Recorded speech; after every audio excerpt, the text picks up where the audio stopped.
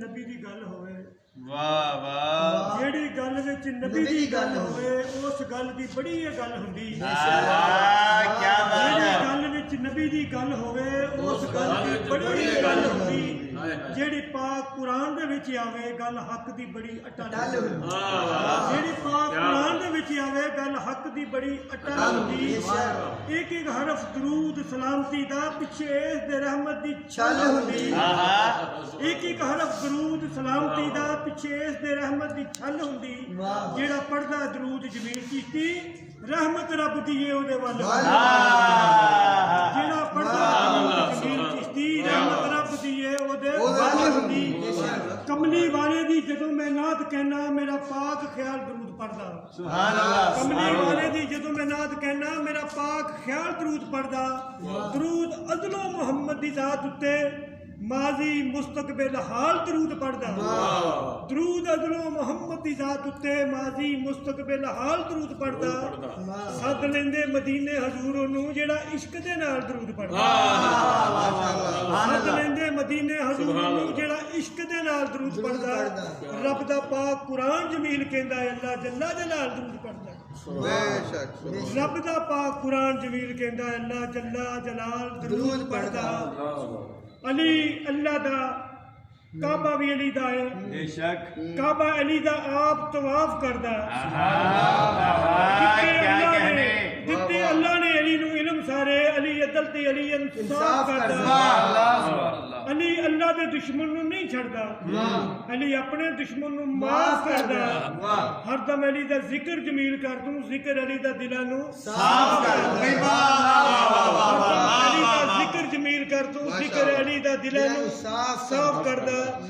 नबी अल्लाह दा खुम्मे गदीर उत्ते शान अल्लाह दे वली दी दसदा है। नबी अल्लाह दा खुम्मे गदीर उत्ते शान अल्लाह दे वली दी दसदा है। मौला अली नू मौला जो मन लेंदा विच मुश्किल ते कदी ना फसदा।